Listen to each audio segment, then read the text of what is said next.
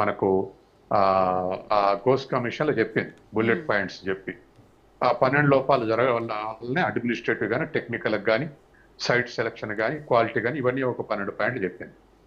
సరే పొలిటిసైజ్ అయింది అనుకోండి నివేదిక, పలానా వాళ్ళ రూపొందించిందే లేదా బీజేపీ కాంగ్రెస్ కలిసి కానీ టీఆర్ఎస్ అన్నది ఇది ఒక విషయం. కానీ జరిగిన లోపం అయితే అది దాని మీద ఏటీఎం అని చెప్పేసి ప్రధానమంత్రి అమిత్ షా నుంచి కింద దానక బీఆర్ఎస్ మీద ఆరోపణలు జరిగినాయి. అది రుజువు చేయటం ఇప్పుడు కుంగింది వాస్తవం, పడావబడింది వాస్తవం. ప్రాజెక్ట్ అనేక టెస్టులు చేస్తున్నారు. మళ్ళీ అదే గతి పడితే ఇంకా నష్టం ఎక్కువ జరుగుద్ది. మరొక 20,000 కోట్లు పెట్టి లేదా 10,000 కోట్లు పెట్టి రిపేర్ చేశారనుకోండి, మళ్ళీ కొలాప్స్ అయితే మళ్ళీ 5 ఏళ్ళు నష్టపడాల్సి. కాబట్టి టెక్నికల్ ఎక్స్పర్ట్స్ ఏం చెప్తారో తేల్చాలి. రేపు టెక్నికల్ ఎక్స్పర్ట్స్ ఈ టెస్ట్ల వల్ల ఇక్కడ అసలు ప్రాజెక్ట్ నిర్మిస్తే ఉండదని చెప్పారనుకోండి, దాన్ని రిపేర్ చేయటం అనవసరం. అట్లా కాదు, పలానా టెక్నాలజీ ఉపయోగించి నిలబెట్టవచ్చు అనుకుంటే దానికి ఎంత ఖర్చు అయినా ఖర్చు చేసి, ఎందుకంటే బ్యారేజీల ఖర్చు ఒక 20,000 కోట్లు ఖర్చు కావచ్చు రేపు రానున్న కాలంలో, కానీ దరిదాపు ఒక 80,000 కోట్ల ఇన్ఫ్రాస్ట్రక్చర్ ఉంది. కాలువలు కానీ, లిఫ్టులు కానీ, పంపు చెట్లు కానీ ఇవన్నీ ఉన్నాయి. కాబట్టి వాటిని ఉపయోగించుకోవటానికి ప్రజల డబ్బు కాబట్టి మళ్ళీ ప్రజలకు ఉపయోగించడానికి ఆప్టిమల్ యూటిలైజేషన్ కొరకు చేయాలంటే ఖచ్చితంగా ఎక్స్పర్టైజ్ని ఫాలో కావాలి.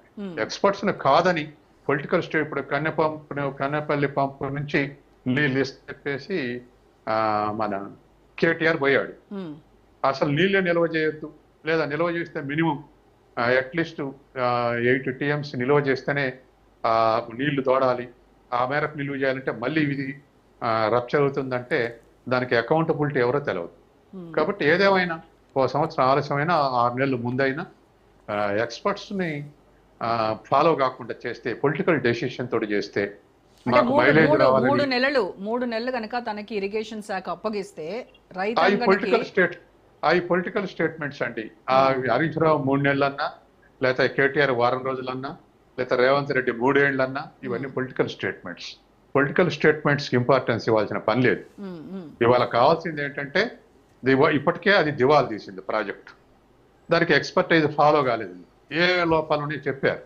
ఇప్పుడు ఆ లోపాలను సరి చేయడానికి టెస్టులు జరుగుతున్నప్పుడు ఇప్పుడే కన్నెపల్లి తెరుస్తాను కేటీఆర్, అట్లా కాదు 3 ఏళ్ళు ఇస్తే తెరవని, ఇవన్నీ పొలిటికల్ స్టేట్మెంట్స్. అవి డిబేటబుల్ కాదు. ఎట్లా అవాయిడ్ చేయాలి? ప్రజల మీద, రాష్ట్ర ప్రభుత్వం మీద భారం పడుతుంది బాగా నడవకపోయినా.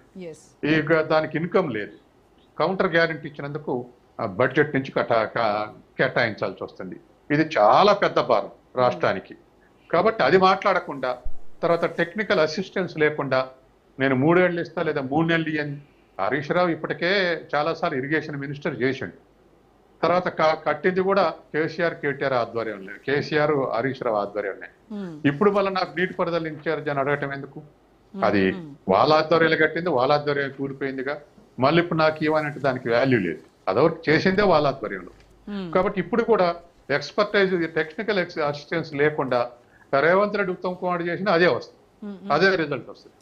కాబట్టి టెక్నికల్ అసిస్టెన్స్ లేకుండా దాని మీద మాట్లాడటం, దానికి వ్యాలిడిటీ లేదు నా దృష్టిలో, ఎవరు మాట్లాడినా. కాబట్టి ఎన్డీఏసీ ఏది చెప్తే అది వినాల్సిందే. దాన్ని కూడా కాలేజ్ ఇప్పుడు గోస్ కమిషన్ ని పొలిటిసైజ్ చేస్తారు, ఎన్డీఏసీని పొలిటిసైజ్ చేస్తారు. మరి ఎవరు మీకు ఇంకెవరు చెప్తుంటారు? ఎవరు చెప్తుంటారు చెప్పండి, ఎవరు చెప్తుంటారు?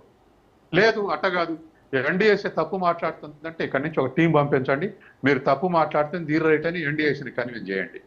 అప్పుడు కన్నెపప్పు స్టార్ట్ చేసుకుంటారా, 3 ఏళ్ళ తీసుకుంటారా, లేదా 3 నెలలు నడుపుతారు, ఇవన్నీ తేలుతాయి.